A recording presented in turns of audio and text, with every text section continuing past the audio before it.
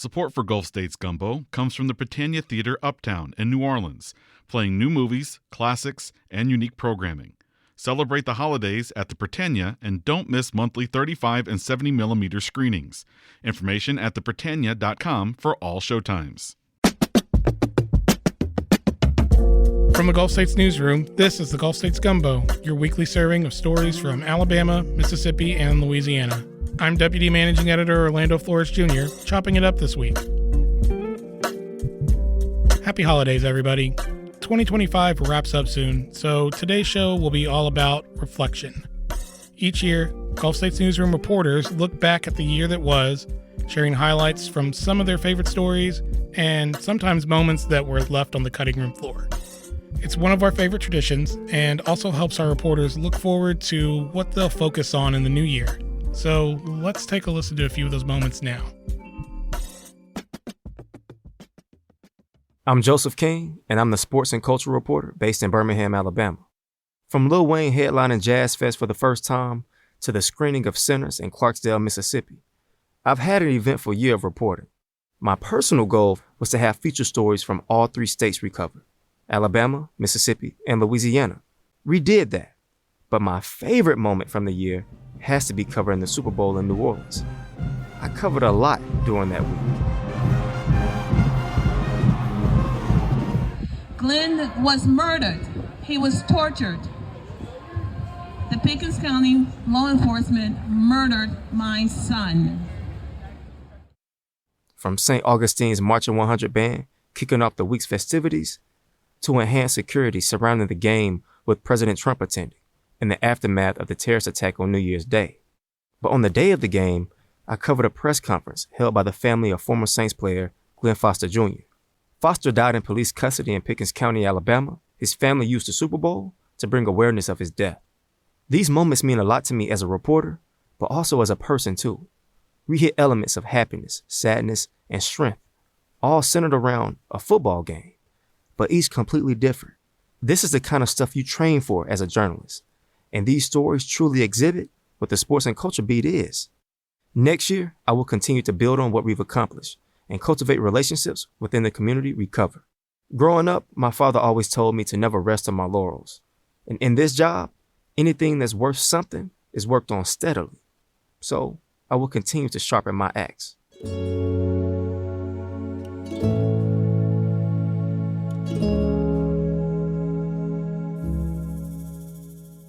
Hi, my name is Kat Stromquist, and I cover criminal justice for the Gulf States Newsroom.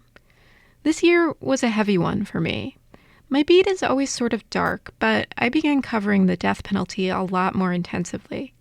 I always say it's coverage of the most serious thing the state can do: take a human life. A moment that stuck with me was a phone conversation I had with a man named Gregory Hunt before he was executed in Alabama. He told me about how he found religion. So my whole anger and hatred and blaspheming and cursing God came from people that were bad representatives. Once I read it for myself and I said, man, God ain't nothing like they taught me. This is different. We talked a lot about how he wasn't afraid of dying. This stuff ain't bothering me. It's hard to explain, but, first of all, we're born, we're going to die of something. Just the fact that the government's doing it, it doesn't throw me off. The other thing was, when I was living without God. People have said a lot of surprising things to me while I'm reporting, but this was probably one of the most surprising. I was impressed by his ability to make peace with something most of us probably wouldn't be able to make sense of. Real bad stuff. I could have died like 3 times a week. So if I wasn't afraid to die then, where I was going down instead of up, I'm not afraid to die now that I'm going up, right? After we spoke, I was present for Hunt's execution in June. Next year, I want to continue to pursue what interests me, even when it's difficult, and look for more things that surprise me.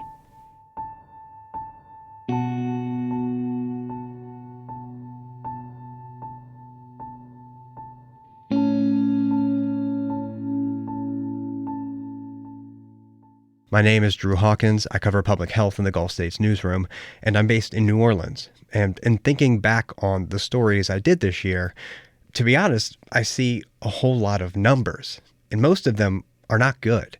The number of people killed or hurt in the Bourbon Street attack, the number of sexual assault nurse examiners in the Gulf South, overdose deaths in the U.S.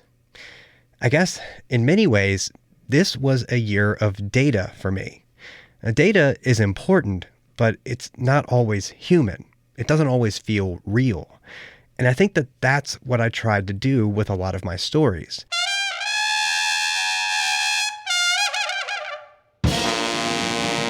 So in this story here about reflection, I'm thinking about one of the times I've tried to bring data to life, taking temperature averages in New Orleans and mapping it to music to show what those increasing temperatures sound like and how they're affecting the musicians making the music. So let this song play us out of 2025 and into 2026, where I hope to continue to tell more human stories.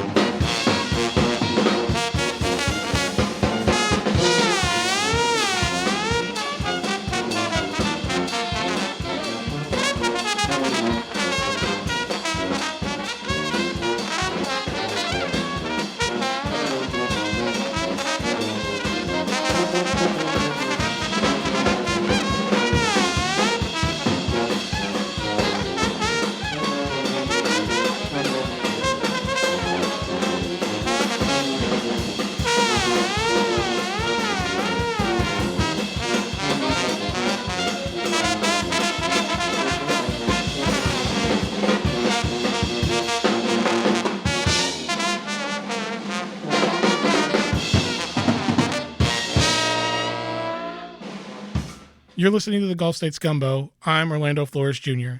Like I said at the top of the show, today is all about the stories and moments of 2025 that stuck with our reporters. Our team has told stories with impact from around Alabama, Louisiana, and Mississippi, often with the input from the communities that we're reporting on. This next round of memories features our community engagement team. We also cap off the episode with a special message from senior reporter Stephen Basaha.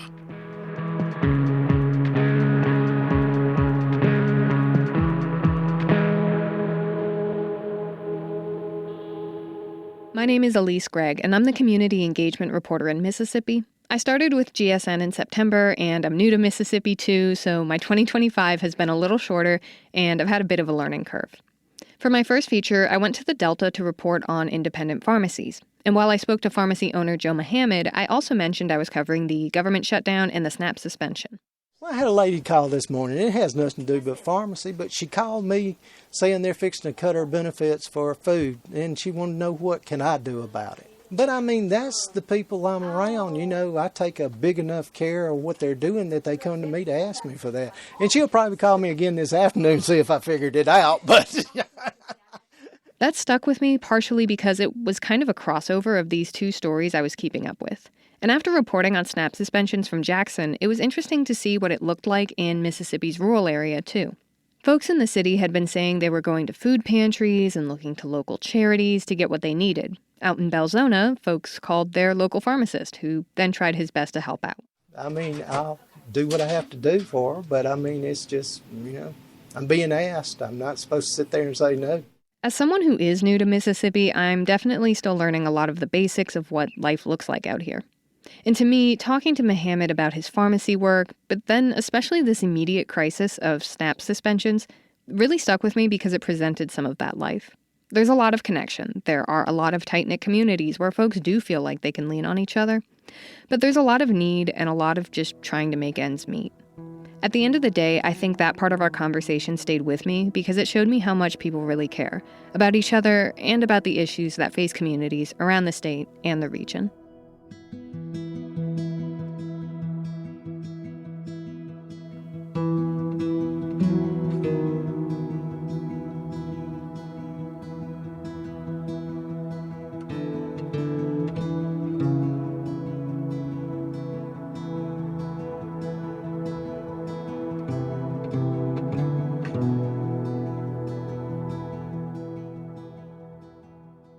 I'm Nellie Beckett, Community Engagement Producer based in Birmingham. My favorite moment of 2025 was the listening session and panel discussion we organized with support from the Trust for Civic Life, commemorating 20 years since Hurricane Katrina changed the Gulf Coast forever. With this panel, we gathered in Biloxi's beautiful Orr O'Keefe Museum to hear from Gulfport Mayor Billy Hughes, nonprofit leader and community activist Alitra Perryman, and environmental studies educator and librarian Joyce Shaw. To me, it exemplified the best of community engagement. People from across walks of life, political leanings, industries, and experiences, sharing raw, authentic conversation united by geography and shared experience. And we used to divide over those differences, and I think we've got a different mindset, this cultural gumbo, where we actually celebrate our differences, and it makes us better and richer and more interesting. The audience of coastal Mississippians also shared about their Katrina experiences and gave us new ideas for coverage of the stories folks really wanted to hear. I'm looking forward to telling those stories in the new year and continuing conversations that bring people in our region together.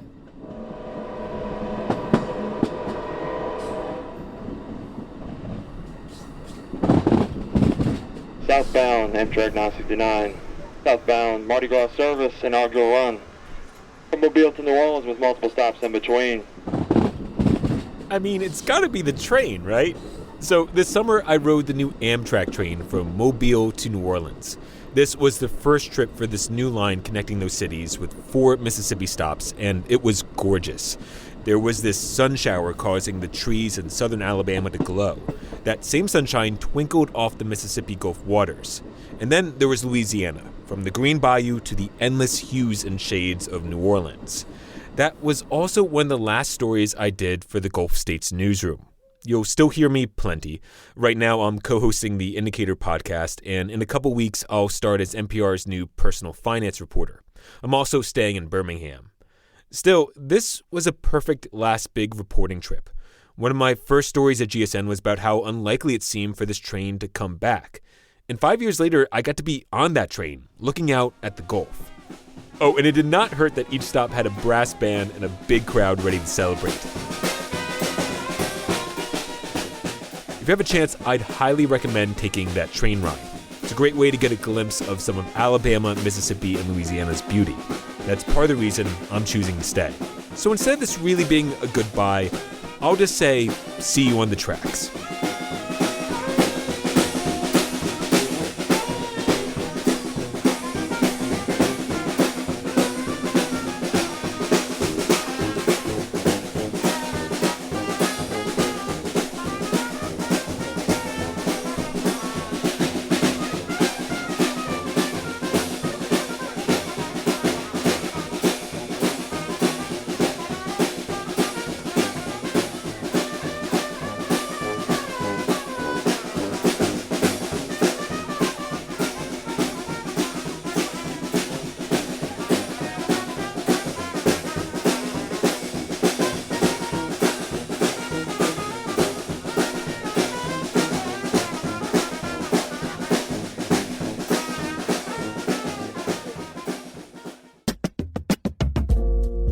This week's show is cooked up by the Gulf States Newsroom team. Our theme music is by DJ Supreme. Special thanks to our partner stations, WBHM, Mississippi Public Broadcasting, WWNO, and WRKF. You can find us in your podcast feeds every Friday. Look us up and be sure to subscribe. Again, I'm your host, Orlando Flores Jr. Thanks for listening, and don't forget to stir your roux.